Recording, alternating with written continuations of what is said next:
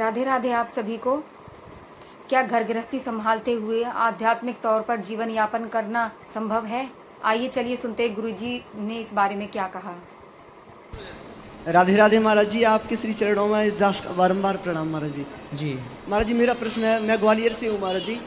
महाराज जी, आपकी कथा से जो बदलाव आया है इस दास के लिए, वो महाराज जी बहुत बदलाव हुआ है महाराज जी। दिनचर्या सुधारी महाराज जी, आचरण सुधारे महाराज जी, और निरंतर संतों की सेवा ये दास अभी कर रहा है महाराज जी। हमारे गांव में एक आश्रम है, वहाँ पे सेवा कर रहे हैं थोड़ी, और महाराज जी गृहस्थ आश्रम का जो पालन कर रहे हैं। लेकिन महाराज जी इसमें जो दुविधा है महाराज जी एक ऐसी है, लोग कहते हैं महाराज जी बाबा बन जाएगा, रिश्तेदार बोलते हैं सब एक मार्ग गलत है, इसको मत करो। तो महाराज जी लोग बोलते हैं ये गलत रास्ता है, इस पे मत चलो और अपना काम धंधा ढूंढो कुछ। तो काम नहीं करते कुछ? महाराज जी काम अभी नहीं करते, हमारी पढ़ाई करते हैं। पढ़ाई करो बेटा, काम भी करो।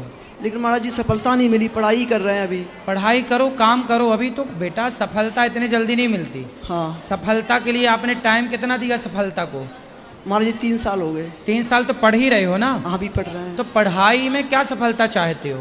महाराज जी कितने अच्छे नंबर, फेल हो रहे हो कि पास हो रहे हो? पास ही हो रहे हैं हाँ महाराज तो जी। सफल तो हो। हाइट कम है सर महाराज जी। हाइट आपकी हाँ कम है? हाँ तो पढ़ाई नंबर कम आते हैं क्या हाइट कम होने से? हाइट कम, तो नंबर कम आते हैं? नंबर तो सही आ रहे हैं तो महाराज जी। नंबर ठीक आ रहे हैं तो हाइट से क्या लेना देना है? फिर महाराज जी एक ऐसा है प्रश्न कि आपकी जो कथा से बदलाव आया है वो ये है कि ये दास महाराज जी, इसका मेरा उद्देश्य है कि लोगों को जन कल्याण के लिए कार्य करूं, सेवा करूं और आध्यात्मिक मार्ग में चल करके महाराज जी। तो आध्यात्मिक चलो, काम करो, पैसे कमाओ, काम करते हुए पैसा कमाओ और उस पैसे से समाज की सेवा करो, यही भक्ति है रे भैया। हाँ महाराज जी। भगवान का चिंतन करो, सब कुछ प्रभु का है ये मानो। हाइट कम है इससे घबराते क्यों हो? बहुत सारे लोग हैं भारत में जिनकी हाइट बहुत कम है पर बहुत सफल है। लेकिन महाराज जी जो अभी जो परिवर्तन है महाराज जी, ऐसा लग रहा है महाराज जी कि भक्ति करते रहे, वृंदावन में कोई संत अरे मिल जाए। भाई, भक्ति का अर्थ अकर्मण्य होके क्या करोगे? सेवा करना चाह रहे हैं। किसकी सेवा करोगे? जन कल्याण के लिए महाराज जी। माता पिता की करे हो सेवा? हाँ कर चुके माता पिता की? कर रहे हैं महाराज जी। माता पिता की कर लो। हाँ बस माता पिता की करने के बाद समय बचे हाँ। तो भगवान की सेवा करना, और महाराज जी समाज की सेवा करना, पहले माता पिता की। महाराज जी जो लोग कहते हैं महाराज जी, जो अपना जो कंटिन्यू मैं करता रहूँ महाराज जी।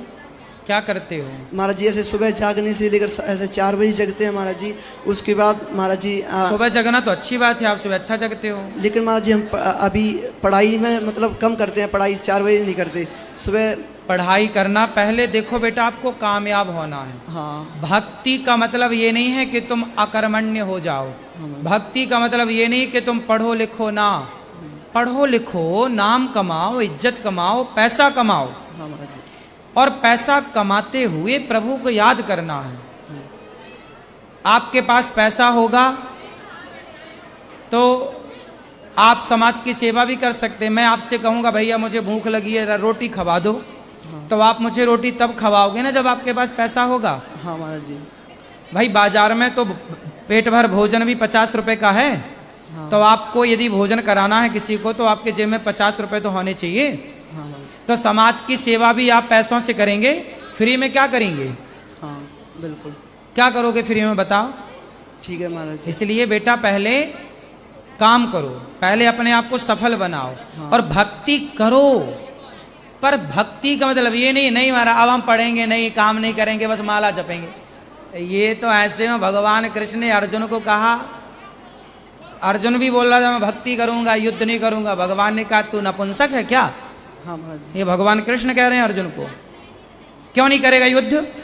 अरे तेरा कर्म है, तू कर, कर्म ना छोड़ बेटा। तुम्हारा कर्म पढ़ने का है, नौकरी करो, बिजनेस करो, सब कार्य करते हुए हे प्रभु ये सब आपका है, सब करते हुए भगवान में समर्पण भाव रखना, यही सबसे बड़ी भक्ति है। महाराज जी धन्यवाद महाराज जी। भगवत पूजा में विश्वास बहुत है गुरुजी। बहुत का मतलब मेरी जितनी सामर्थ्य है, और मानता भी बहुत हूँ उस चीज़ को, परंतु अभी आधार नहीं मिला मेरे को अभी। क्या आधार चाहते हैं? एक दृढ़ विश्वास जिसके साथ, तो जिनके साथ हैं, जिन पे आप विश्वास रखते हैं, जिन प्रभु में, जी क्या उन पे भरोसा नहीं है? नहीं भरोसा है, पर कहीं ना कहीं मन डगमगा जाता है। इस विश्वास को बनाए रखने के लिए दो काम करिए। जी निरंतर सत्संग कथाएं सुनिए जी और कीर्तन कीजिए। जी काम करते हुए ना जी जीवन में भगवान को जी दृढ़ता तब आती है जब आप के जीवन में आपको ये दिख जाए कि हाँ हमारे साथ भगवान हैं। जी कभी मन में कुछ ऐसा संकल्प लीजिए कि यदि, जैसे एक उदाहरण से आपको समझा दूं, समझ में आएगा।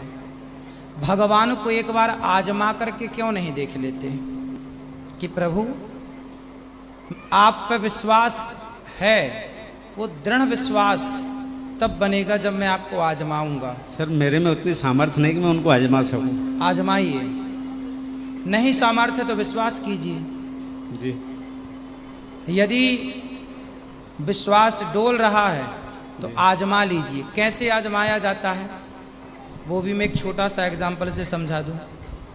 कई बार मैंने कथाओं में कहा है, कई बार मेरे जीवन में अपनी घटना बताऊं। मैं छत से गिरा था 2012-13 के लगभग छत से गिरा। मैं ऊपर से 20 से 25 फीट ऊपर से गिरा। कोल्हू टूट गया। मैं हॉस्पिटल गया और कोल्हू टूटा, बाद में वो जुड़ भी गया, सब ठीक हुआ। तो तब मेरे सवाल था मन में कि मैं बचा क्यों? सिर के बल गिरता तो मर जाता। पाँव ही क्यों टूटा जी और टूट के ठीक क्यों हुआ? देखो ऐसा है कि मुझे तब लगा कि मैं तो मर ही चुका था। जी यदि जिंदा हूँ तो भगवान ने किसी उद्देश्य के लिए जिंदा रखा है। जी तब से मुझे लगा कि प्रभु आपने ही जीवन दिया है, जी तो अब आपका जीवन आपकी सेवा में ही समर्पित करूँगा। जी तो मुझे यकीन हो गया कि मैं गिरा था, मर भी तो सकता था। जी तो अब बताओ बचाया किसने था? ऊपर वाले ने। तो अब बताओ मुझे उन पे पूरा विश्वास करना चाहिए। विश्वास है पर कहीं न कहीं डगमगा जाता है। क्यों डगमगाए? अब उस डगमगाहट को समाप्त करने के लिए सत्संग जी अखंड कीजिए, नित्य सत्संग। बहुत काल कीन्हे सत्संगा। जब बहुत लंबा सत्संग करेंगे तब ये भ्रम के जाल से मुक्त हो पाएंगे। जी ठीक, जय श्री राधे। जी हाँ जी, तो बताइए आपको गुरुजी के जवाब कैसे लगे? अगर आप भी उनके विचारों से सहमत है तो प्लीज़ लाइक कीजिए, सब्सक्राइब कीजिए और कमेंट कीजिए। जय श्री राधे राधे।